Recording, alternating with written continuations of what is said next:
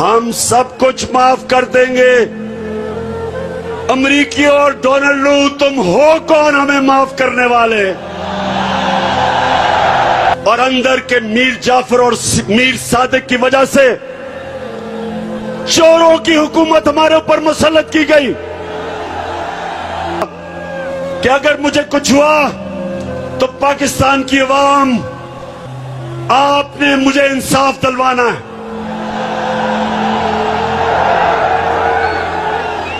بتائیں، آپ مجھے انصاف دلوائیں گے؟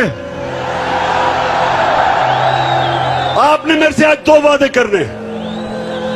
ایک کہ جب خدا نخواستہ اگر کچھ ہوتا ہے مجھے، تو جو ویڈیو پبلک میں جائے گی، جن جن لوگوں کے میں نے نام لیے، آپ نے ان سے ایک ایک کو انصاف کے کٹہرے میں کھڑا کرنا. اس سے کیا ہوگا؟ اس سے یہ ہوگا کہ پاکستان کی تاریخ میں پہلی دفعہ طاقتور قانون کے نیچے آئے گا. میرے نبی صلی اللہ علیہ وسلم نے آج سے 1500 سال پہلے کہا تھا، فیصل آباد آج سے 1500 سال پہلے انہوں نے کہا تھا کہ قومیں تباہ تب ہوتی ہیں جب چھوٹا چور جیل میں جاتا ہے اور بڑے ڈاکو کو وہ ریاست نہیں پکڑ سکتی، اس کو قانون کے نیچے نہیں لا سکتی، وہ انصاف نہیں کر سکتی. جو قومیں انصاف نہیں کر سکتی تباہ ہو جاتی ہے. اس لیے میں نے آپ سب کو کہا ہے کہ جب آپ وہ ویڈیو کیسٹ دیکھیں گے، آپ نے سب نے مجھے اور اس ملک کو انصاف دلوانا ہے. دلواؤ گے؟ اور دوسرا آپ نے وعدہ کرنا میرے سے، آپ نے میرے سے یہ وعدہ کرنا ہے کہ آپ ہو میرے نبی صلی اللہ علیہ وسلم کی امت، دنیا کے سب سے عظیم لیڈر. آپ نے کبھی بھی کسی قسم کی غلامی قبول نہیں کرنی. تو میرے پاکستانیوں، میرے غیور دلیر پاکستانیوں، کبھی ایک اور وعدہ کرنا ہے، آپ نے کبھی کسی اس پارٹی کو ووٹ نہیں دینی جن کے لیڈروں کا پیسہ ملک سے باہر پڑا ہو. جب یہ دیکھا کہ اچھا یہ تو لوگ بھی نکل رہے ہیں، اور خوف آنا شروع ہو گیا اسلام آباد کا کہ اسلام آباد میں عوام کا سمندر آنے لگا، تو فیصلہ کیا کہ اس طرح تو بات نہیں بنے گی، اس کو دنیا سے ہی فارغ کیا جائے. تو میں نے اس لیے فیصل آباد کے لوگوں اور میرے پاکستانی قوم جو دیکھ رہی ہے، میں نے اس لیے ایک ویڈیو ریکارڈ کیا. اس ویڈیو کے اوپر میں نے ایک کا نام لیا ہے جو اس سازش میں ملوث تھا، جو پچھلی گرمیوں سے سازش ہو رہی تھی. ایک کا میں نے نام لیا اس ویڈیو میں. اور میں نے یہ کیوں کیا؟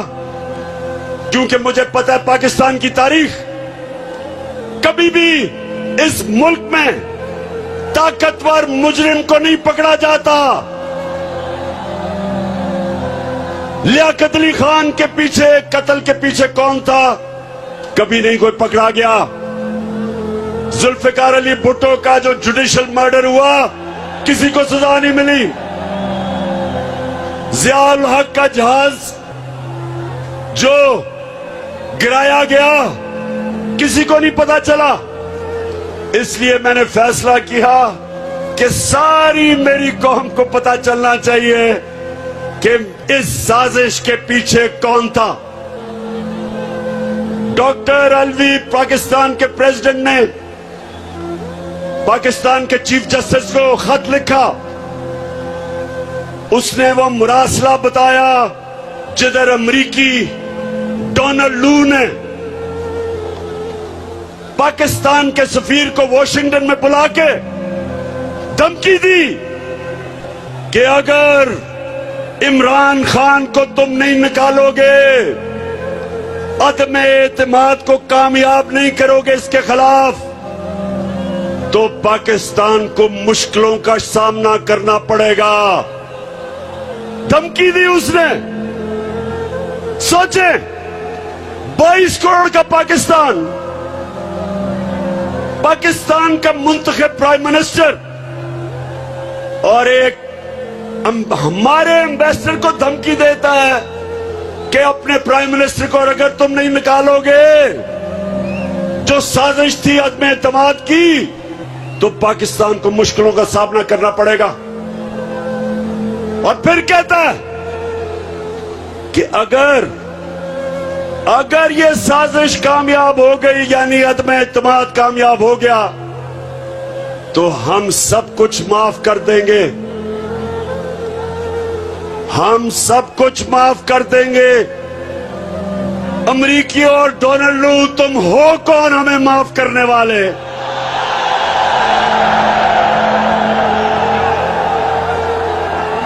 تمہیں شرم آنی چاہیے کہ وہ قوم جو نبی صلی اللہ علیہ وسلم کی امت ہے، جس قوم کے بننے کے وقت نعرہ تھا کہ پاکستان کا مطلب کیا؟ لا الہ الا اللہ۔ ہمارا اللہ سے وعدہ ہے، جب ہم دعویٰ کرتے ہیں، کلمہ پڑھتے ہیں، ہم اوپر والے سے وعدہ کرتے ہیں کہ اللہ تیرے سوا ہم کسی کو خدا نہیں مانتے، کوئی نہیں ہے خدا سوائے اللہ کے۔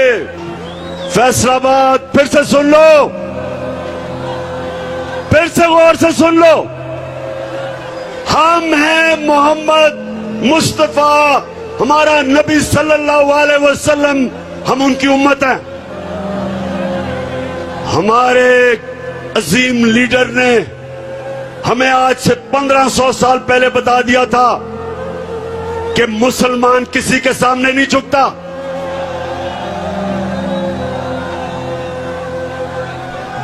اس نے ہمیں یہ ہدایت کی تھی کہ لا الہ الا اللہ انسان کو غیرت دیتا ہے، ایک چھوٹے سے انسان کو بڑا انسان بنا دیتا ہے۔ لا الہ الا اللہ انسان کی وہ زنجیریں توڑتا ہے جو انسان کو بڑا انسان بننے سے روکتی ہیں، خوف کی زنجیریں توڑتی ہیں، پیسے کی پوجا کرنے والی جو بت ہے اس کو توڑتا ہے۔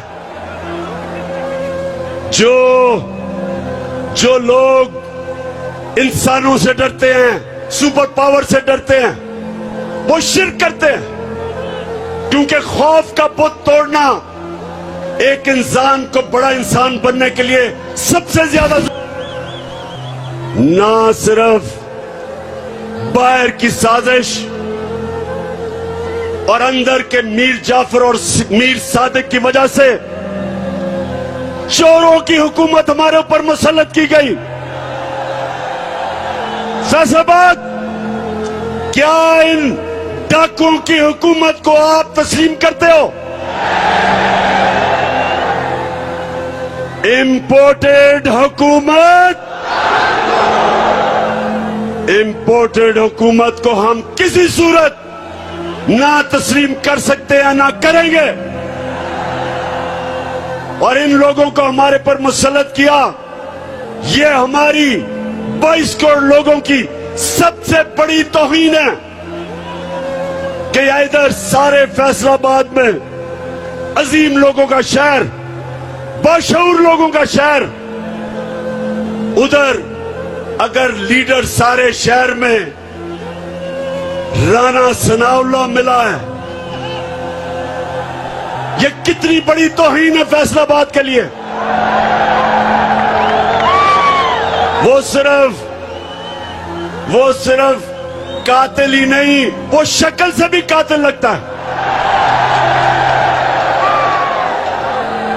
تو ہماری توہین دیکھیں، باپ بیٹا دونوں انڈر ٹرائل، کیس چل رہا ہے ایف آئی اے میں کیس چل رہا ہے۔ فیصلہ آباد ذرا غور سے سنیں میری بات، غور سے سنیں ذرا۔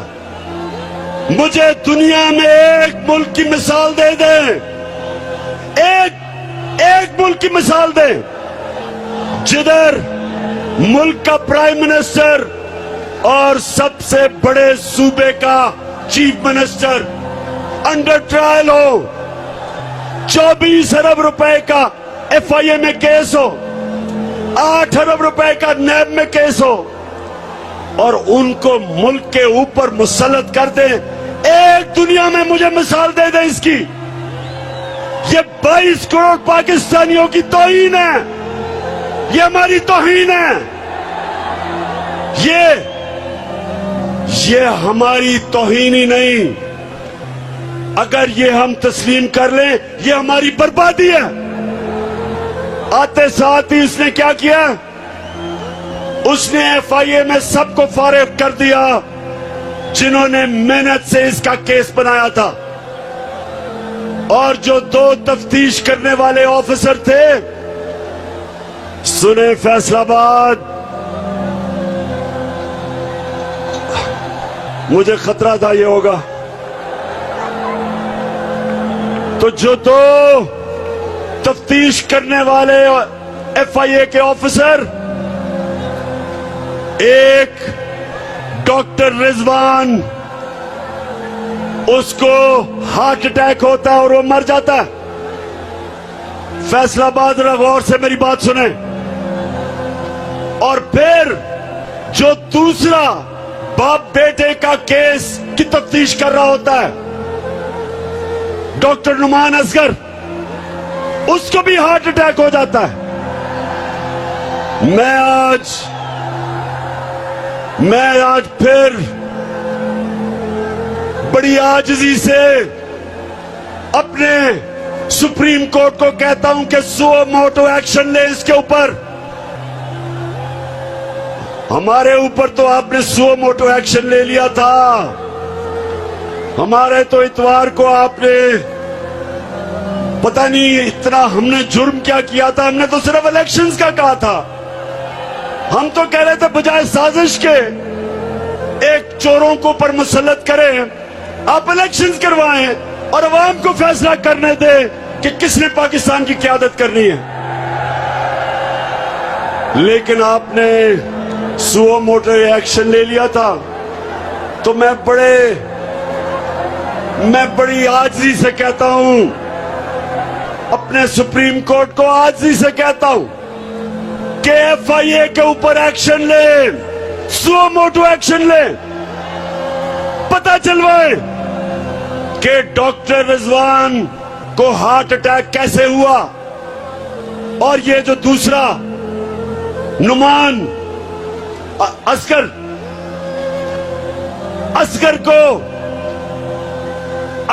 کو ہارٹ اٹیک کیسے ہوا۔ میں آپ کے ساتھ سامنے انشاءاللہ